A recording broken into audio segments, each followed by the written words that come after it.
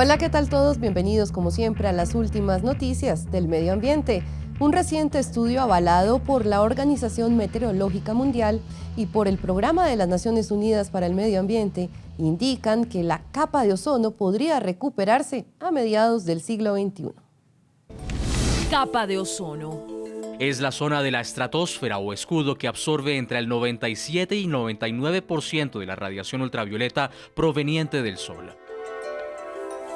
Por culpa de algunas actividades humanas, la capa de ozono se ha visto afectada y por lo mismo la Asamblea General de las Naciones Unidas decretó el Día Internacional para la Preservación de la Capa de Ozono el 16 de septiembre a partir de 1994.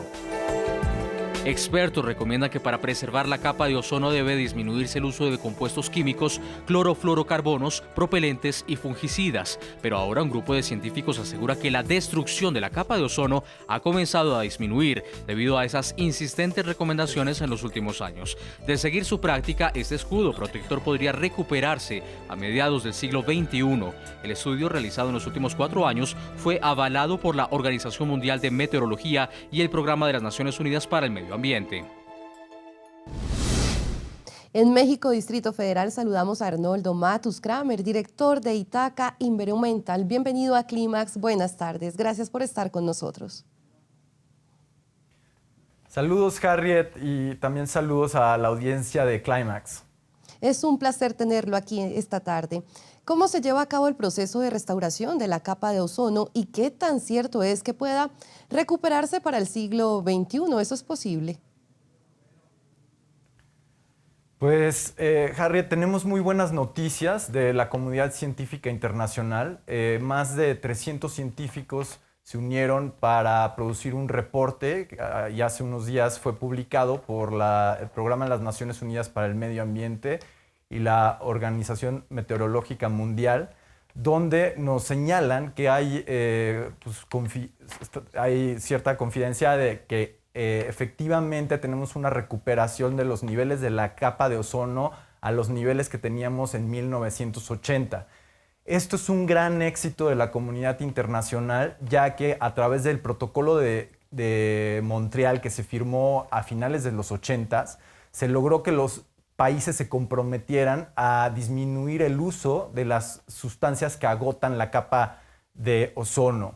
Entonces, en este sentido, pues tenemos muy buenas noticias y este es un gran logro que también puede ser muy importante para atacar otros problemas ambientales globales como es el cambio climático. Entonces, pues de acuerdo con el estudio, lo que nos dice es que a nivel planetario, en promedio, para el 2050 tendríamos los mismos niveles que en 1980. Y para la Antártida, en el Polo Sur, que es donde tenemos el hoyo de la capa de ozono, que se da regularmente durante los ciclos del año, ahí podría venir un poco más tarde. Sin embargo, son excelentes noticias y bueno, pues sí, creo que todo un éxito de la comunidad internacional. Señor Matus, pero ¿cuáles son las actividades que siguen poniendo en riesgo el funcionamiento de la capa de ozono a pesar de estas buenas noticias? Bueno, pues principalmente han sido componentes industriales y de consumo que se han utilizado particularmente en la refrigeración, en productos de aerosol. Entonces, bueno, pues como lo sabemos, todos consumimos este tipo de insumos, ¿no? Entonces, desde los 80s se identificaron cuáles eran las sustancias en estos procesos industriales que afectaban la capa de ozono y se incluyeron en las sustancias que están, digamos que hay una respuesta en el protocolo de Montreal para actuar, para disminuirlas o erradicarlas. Sin embargo, pues la ciencia ha ido avanzando y con el tiempo los científicos también han ido descubriendo o han tenido mayor certidumbre de otras sustancias que también afectan la capa de ozono. Algo muy bueno del protocolo de Montreal es que ha sido muy flexible para tomar las nuevas evidencias científicas e irlas incorporando en los compromisos de las distintas naciones para ir sacando del mercado a estas otras sustancias que afectan a la capa de ozono. Y bueno, eso ha sido todo un éxito, como lo mencioné anteriormente. Señor Matus, gracias por estar con nosotros en Clímax.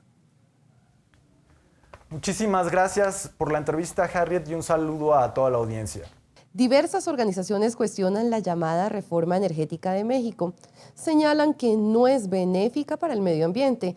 Gobierno y otros sectores aseguran todo lo contrario. México ahorra agua.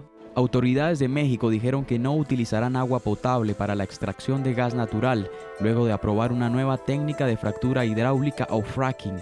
La idea además es no afectar los acuíferos naturales. Funcionarios del gobierno federal prohibieron el uso de agua apta para el consumo humano en la explotación de gas de lutitas, de acuerdo al rechazo y advertencias de organizaciones ambientalistas en contra de dicho método. Promueve que nuestro país sea un campeón y un líder en materia de energía. Tenemos que recuperar lo que hemos perdido. Pemex casi parece el Titanic a punto de hundirse. Pemex tiene que salir a flote. Todo el tema de la energía tiene que ser parte de ese resultado. La Comisión Nacional del Agua, CONAGUA, confirmó que el sistema de fractura hidráulica no requiere agua nueva, puede utilizarse para reuso, agua de mar y la utilizada para perforación.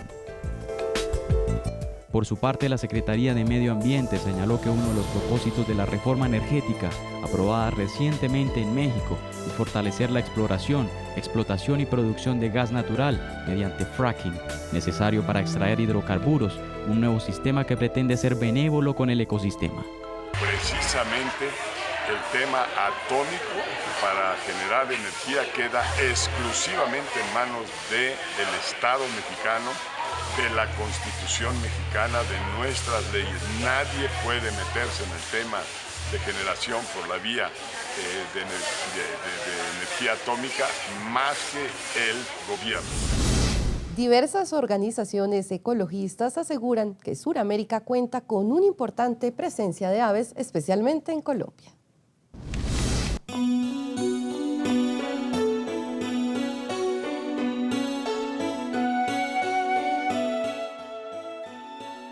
Si Colombia es el país con mayor diversidad de aves, tiene que haber una explicación. Y no es precisamente la que muchos creen. Un estudio publicado en la revista Nature determinó que en el país suramericano existe un nuevo modelo sobre la especiación de aves en la región tropical. Lo que nosotros estamos diciendo es que simplemente con el paisaje como existe ahora, que ya están los Andes, ya están los grandes ríos, ese paisaje en sí mismo puede promover el origen de especies nuevas en la medida en que las aves crucen esas grandes barreras. Los investigadores han concluido que hay evidencias de que la diversidad de aves se origina con mayor frecuencia cuando son las mismas especies las que conquistan nuevos espacios y atraviesan las barreras del paisaje. La diferencia principal que encontramos es entre las aves que viven en el interior del bosque, que suelen ser muy tímidas, que no se mueven mucho, y las aves que viven en el techo del bosque o en sitios abiertos, que tienden a dispersarse mucho más. Y lo que encontramos es que en un intervalo de tiempo dado, las aves del interior del bosque es mucho más probable que formaran especies nuevas que las que viven en la parte alta del bosque. Para el estudio se revisaron el ADN de más de 2.500 especímenes de aves del bosque húmedo tropical en tierra caliente, perteneciente a 27 grupos distintos y de diferentes familias, en los que se encontraron que en cada uno de los 27 momentos en que se separaron para dar lugar a nuevas especies, no coinciden. Más de 1.900 especies de aves existen en Colombia, casi el 20% de la población mundial. Pero ¿por qué tantas especies de aves? Esta es una pregunta que sigue siendo un misterio para la ciencia. En Bogotá, soy Daniel Mulford para NTN 24. En el zoológico Santillana del Mar, ubicado en España, nacieron los primeros gemelos de la especie tamarino león dorado o tití dorado en peligro de extinción. Los pequeños son el resultado del apareamiento entre Harry y Estelle, dos primates provenientes de los zoológicos Beauvais en Francia y Skansen en Suecia. La especie posee un pelaje abundante, liso, color dorado y una melena similar a la de un león. Puede medir 40 centímetros de estatura y pesar entre 300 y 700 gramos. En el zoológico español conviven 5 de los 500 ejemplares en cautiverio a nivel mundial. Gracias por estar con nosotros. Recuerden que nuestro compromiso es con ustedes y con el medio ambiente. Hasta pronto.